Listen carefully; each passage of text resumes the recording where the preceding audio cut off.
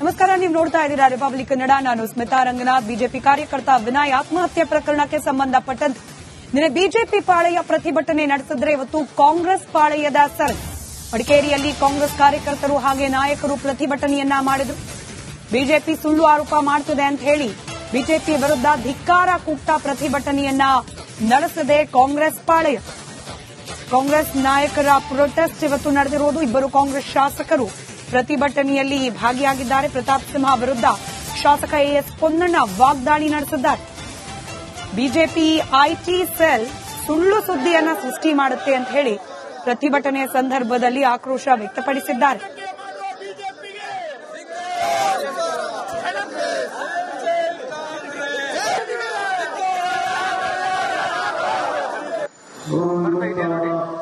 ಆತ್ಮಹತ್ಯೆಗೆ ಶರಣಾಗಿರುವಂತದ್ನ ನಾವ್ಯಾರೂ ಕೂಡ ಜೀವಿಸೋಕೆ ಆಗ್ತಾ ಇಲ್ಲ. ಅವರಿಗೆ ವಿಷಾದವನ್ನು ವ್ಯಕ್ತಪಡಿಸಿ ಅವರ ಕುಟುಂಬಸ್ಥರಿಗೆ ಸಾಂತ್ವನ ಹೇಳಿ ಅವರ ಜೊತೆಗೆ ನಾವು ಇರ್ತೀವಿ ಹೇಳುವಂತ ಮಾತನ್ನು ಕೂಡ ಕಳೆದ ನಾವೆಲ್ಲರೂ ಮಾತಾಡ್ತಾರೆ.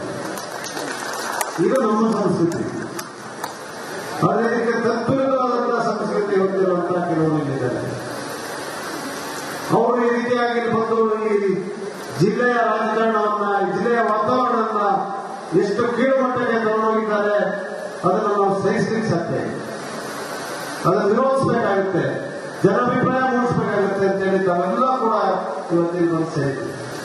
ಅದಕ್ಕೆ ತಮಗೆ ನಾನು ಜಿಲ್ಲೆಯ ಜನತೆ ಪರವಾಗಿ ಧನ್ಯವಾದಗಳನ್ನು ಹೇಳಲಿಕ್ಕೆ ಬಯಸ್ತಾ ಇದ್ದೀನಿ. ಯಾಕಂದ್ರೆ ನಿಜವಾದಂತಹ ಪ್ರಾಮಾಣಿಕವಾಗಿ ಸಮಾಜದಲ್ಲಿ ಬದಲಾವಣೆ ಆಗಬೇಕು, ಅಭಿವೃದ್ಧಿ ಆಗಬೇಕು, ಜನರ ಹಿತವನ್ನ ಕಾಪಾಡಬೇಕು, ಬಡವರನ್ನ ಕಾಪಾಡಬೇಕು, ಶೋಷಿತರನ್ನ ಕಾಪಾಡಬೇಕು ಅಂತ ಕಾಳಜಿಯಿಂದ ಈ ಜಿಲ್ಲೆಯಲ್ಲಿ ಯಾರಾದ್ರೂ ಪ್ರಾಮಾಣಿಕವಾಗಿ ಕೆಲಸ ಮಾಡ್ತಾ ಇದ್ರೆ ಅಲ್ಲಿ ಸೇರುವಂತ ಎಲ್ಲ ಕಾಂಗ್ರೆಸ್ ಕಾರ್ಯಕರ್ತರು ಅಂತ ನಾನು ಬಹಳ ಹೆಮ್ಮೆಯಿಂದ ನಾನು ನಿನ್ನೆ ಕೂಡ ಮಾಧ್ಯಮದಲ್ಲಿ ಮಾತಾಡ್ತಾ ಇದ್ದೀನಿ. ಕೆಲವು ನಾಯಕರು ಬೆಂಗಳೂರಿಂದ ಬಂದಿದ್ದಾರೆ.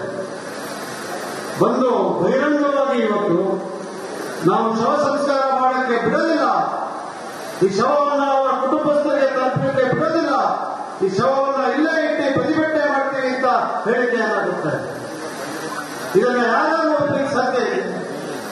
ನಾನು ನಾಯಕರಲ್ಲಿ ಕೇಳಿ ಈ ರೀತಿಯಾಗಿ ನೀವು ಹೋಗಿ ಅವರ ಕುಟುಂಬಸ್ಥರಿಗೆ ಮನವೊಲಿಕೆ ಮಾಡುವಂತ ಪ್ರಯತ್ನವನ್ನ ಮಾಡಿ ಒಂದ್ ಬಗ್ಗೆ ನಿಶ್ಚಯಕ್ಕೂ ಕೂಡ ಇವತ್ತು ಅವರಿಗೆ ಸರಿ ಇರ್ತಲ್ಲ, ಆಸ್ಟ್ರಿಕ್ ಹಾಕಿ ಕೊಡೋದು ಕೂಡ ಅವ್ರು ಸ್ವಚ್ಛ ಆಗ್ತದೆ ಅಂತ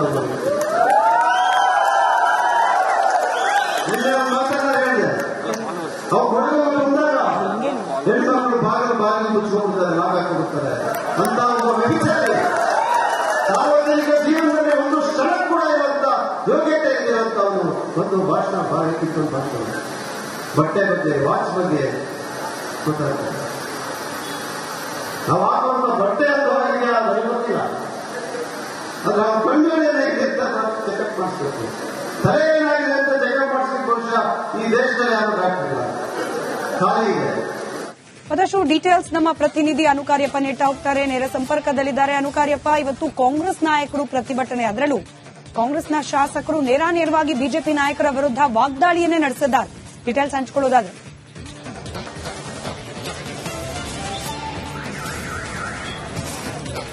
ಸ್ಮಿತಾ, ನಿನ್ನೆ ಬಿಜೆಪಿ ಅವರು ಏನು ಕುಶಾಲನಗರದಲ್ಲಿ ಶವ ಇಟ್ಟು ಪ್ರತಿಭಟನೆ ಮಾಡಿದ್ರು, ಅದಕ್ಕೆ ಪ್ರತಿಯಾಗಿ ಇವತ್ತು ಕಾಂಗ್ರೆಸ್ನವರು ಪ್ರತಿಭಟನೆ ಮಾಡಿರುವಂತದ್ದು. ಯಾಕೆಂದ್ರೆ ನಿನ್ನೆ ಸಂಪೂರ್ಣವಾಗಿ ಆಗಮಿಸಿದಂತ ಎಲ್ಲ ಬಿಜೆಪಿ ನಾಯಕರು ಕಾಂಗ್ರೆಸ್ ಶಾಸಕರ ಮೇಲೆ ಆರೋಪ ಮಾಡಿರುವಂತದ್ದು ಕಾಂಗ್ರೆಸ್ ಶಾಸಕರೇ ಕಾರಣ, ಪೊಲೀಸರ ಕಿರುಕುಳವೇ ಕಾರಣ, ಪೊಲೀಸರು ಕಿರುಕುಳ ಕೊಡಲಿಕ್ಕೆ ಕಾಂಗ್ರೆಸ್ ಸರ್ಕಾರದ ಕುಮ್ಮಕ್ಕು ಕಾರಣ ಅಂತ ಹೇಳುವಂತದ್ದು. ಆದ್ರಿಂದ ಅವರು ಸುಮ್ಮನೆ ನಮ್ಮ ವಿರುದ್ಧ ಒಂದು ಆರೋಪ ಮಾಡ್ತಿದ್ದಾರೆ, ಆಪಾದನೆ ಮಾಡ್ತಿದ್ದಾರೆ ಅಂತ ಹೇಳಿ ಅವರಿಗಿಂತ ಹೆಚ್ಚು ಜನ, ಅವರಿನ್ನೇನು ಜನ ಸೇರಿದ್ರು, ಒಂದು 200-300 ಜನ ಸೇರಿದ್ರು ಬಿಜೆಪಿಯವರು, ಅದಕ್ಕಿಂತ ಹೆಚ್ಚು ಜನ ಸೇರಿ ಇವತ್ತು ಪ್ರತಿಭಟನೆ ಮಾಡಿರುವಂತದ್ದು. ಸುಮಾರು 700-800 ಜನ ಕಾರ್ಯಕರ್ತರು, ಕಾಂಗ್ರೆಸ್ ಕಾರ್ಯಕರ್ತರು ಆಗಮಿಸಿದ್ರು. ಪ್ರಮುಖವಾಗಿ ಇಲ್ಲಿ ಗಾಂಧಿ ಮೈದಾನದಲ್ಲಿ ಸೇರಿ ನಂತರ ಪ್ರತಿಭಟನೆ ಮೆರವಣಿಗೆ ಹೋಗಿ ತಿಮ್ಮೆಯ ಸರ್ಕಲ್ ಏನಿದೆ ಅಲ್ಲಿ ಪ್ರೊಟೆಸ್ಟ್ ಮಾಡಿ ಅಲ್ಲಿ ಪ್ರತಾಪ್ ಸಿಂಹ ಅವರ ಪ್ರತಿಗತಿ ದಹನ ಮಾಡಿದ್ರು. ಅವರಿಗೆ ಚಪ್ಪಲಿ ಆ ಪ್ರತಿಗತಿಗೆ ಅಂದ್ರೆ ನಮಸ್ಕಾರ, ನೀವು ನೋಡ್ತಾ ಇದ್ದೀರಾ ರಿಪಬ್ಲಿಕ್ ಕನ್ನಡ. ನಾನು ಸ್ಮಿತಾ ರಂಗನಾಥ್. ಬಿಜೆಪಿ ಕಾರ್ಯಕರ್ತ ವಿನಯ್ ಆತ್ಮಹತ್ಯೆ ಪ್ರಕರಣಕ್ಕೆ ಸಂಬಂಧಪಟ್ಟಂತೆ ನಿನ್ನೆ ಬಿಜೆಪಿ ಪಾಳೆಯ ಪ್ರತಿಭಟನೆ ನಡೆಸಿದ್ರೆ ಇವತ್ತು ಕಾಂಗ್ರೆಸ್ ಪಾಳೆಯದ ಸರ್ ಮಡಿಕೇರಿಯಲ್ಲಿ ಕಾಂಗ್ರೆಸ್ ಕಾರ್ಯಕರ್ತರು ಹಾಗೆ ನಾಯಕರು ಪ್ರತಿಭಟನೆಯನ್ನ ಮಾಡಿದ್ರು.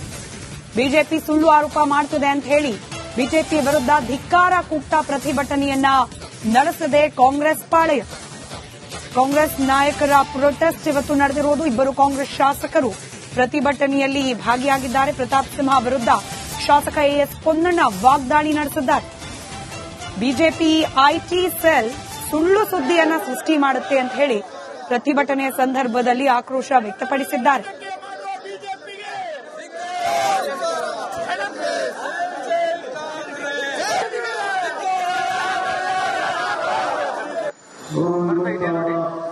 ಆತ್ಮಹತ್ಯೆಗೆ ಶರಣಾಗಿರುವಂತದ್ನ ನಾವು ಯಾರು ಕೂಡ ಜೀವಿಸೋಕೆ ಆಗ್ತಾ ಇಲ್ಲ. ಅವರಿಗೆ ವಿಷಾದವನ್ನು ವ್ಯಕ್ತಪಡಿಸಿ ಅವರ ಕುಟುಂಬಸ್ಥರಿಗೆ ಸಾಂತ್ವನ ಹೇಳಿ ಅವರ ಜೊತೆಗೆ ನಾವು ಇರ್ತೀವಿ ಹೇಳುವಂತ ಮಾತನ್ನು ಕೂಡ ಕಳೆದ ನಾವೆಲ್ಲರೂ ಮಾತಾಡ್ತಾರೆ. ಇದು ನಮ್ಮ ಸಂಸ್ಕೃತಿ. ಆದರೆ ಇದಕ್ಕೆ ತದ್ವಿರುದ್ಧವಾದಂತಹ ಸಂಸ್ಕೃತಿ ಹೊಂದಿರುವಂತಹ ಕೆಲವರು ಇಲ್ಲಿದ್ದಾರೆ. ಅವರು ಈ ರೀತಿಯಾಗಿ ಬಂದು ಈ ಜಿಲ್ಲೆಯ ರಾಜಕಾರಣವನ್ನ, ಜಿಲ್ಲೆಯ ವಾತಾವರಣವನ್ನ ಎಷ್ಟು ಕೀಳುಮಟ್ಟಕ್ಕೆ ತಗೊಂಡೋಗಿದ್ದಾರೆ ಅದನ್ನು ನಾವು ಸಹಿಸಲಿಕ್ಕೆ ಸಾಧ್ಯ. ಅದನ್ನು ವಿರೋಧಿಸಬೇಕಾಗುತ್ತೆ, ಜನಾಭಿಪ್ರಾಯ ಮೂಡಿಸಬೇಕಾಗುತ್ತೆ ಅಂತೇಳಿ ತಾವೆಲ್ಲ ಕೂಡ ಇವತ್ತಿನ ಮನಸ್ಸೇ.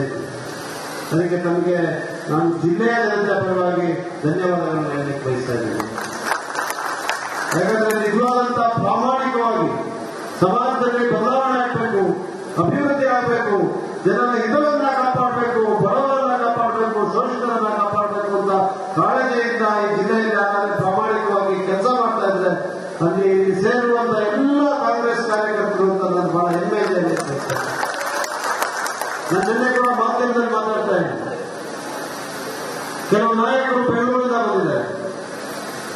ಬಂದು ಬಹಿರಂಗವಾಗಿ ಇವತ್ತು ನಾವು ಶವ ಸಂಸ್ಕಾರ ಮಾಡಕ್ಕೆ ಬಿಡೋದಿಲ್ಲ, ಈ ಶವವನ್ನು ಅವರ ಕುಟುಂಬಸ್ಥರಿಗೆ ತಲುಪಲಿಕ್ಕೆ ಬಿಡೋದಿಲ್ಲ, ಈ ಶವವನ್ನು ಇಲ್ಲೇ ಇಟ್ಟು ಪ್ರತಿಭಟನೆ ಮಾಡ್ತೀವಿ ಅಂತ ಹೇಳಿಕೆಯನ್ನ ಕೊಡ್ತಾರೆ.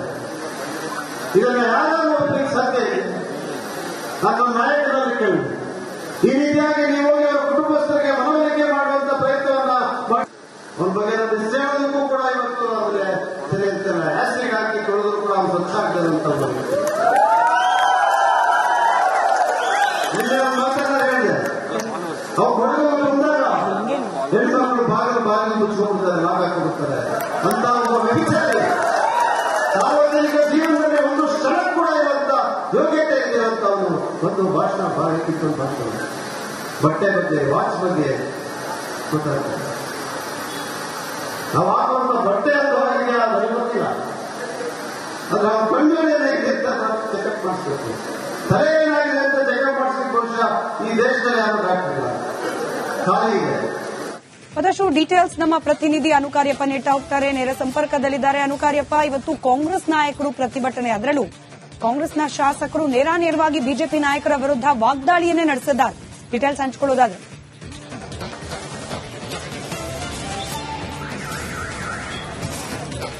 ಸ್ಮಿತಾ, ನಿನ್ನೆ ಬಿಜೆಪಿ ಅವರು ಏನು ಕುಶಾಲನಗರದಲ್ಲಿ ಶವ ಇಟ್ಟು ಪ್ರತಿಭಟನೆ ಮಾಡಿದ್ರು, ಅದಕ್ಕೆ ಪ್ರತಿಯಾಗಿ ಇವತ್ತು ಕಾಂಗ್ರೆಸ್ನವರು ಪ್ರತಿಭಟನೆ ಮಾಡಿರುವಂತದ್ದು. ಯಾಕಂದ್ರೆ ನಿನ್ನೆ ಸಂಪೂರ್ಣವಾಗಿ ಆಗಮಿಸಿದಂತ ಎಲ್ಲ ಬಿಜೆಪಿ ನಾಯಕರು ಕಾಂಗ್ರೆಸ್ ಶಾಸಕರ ಮೇಲೆ ಆರೋಪ ಮಾಡಿರುವಂತದ್ದು ಕಾಂಗ್ರೆಸ್ ಶಾಸಕರೇ ಕಾರಣ, ಪೊಲೀಸರ ಕಿರುಕುಳವೇ ಕಾರಣ, ಪೊಲೀಸರು ಕಿರುಕುಳ ಕೊಡಲಿಕ್ಕೆ ಕಾಂಗ್ರೆಸ್ ಸರ್ಕಾರದ ಕುಮ್ಮಕ್ಕು ಕಾರಣ ಅಂತ ಹೇಳುವಂತದ್ದು.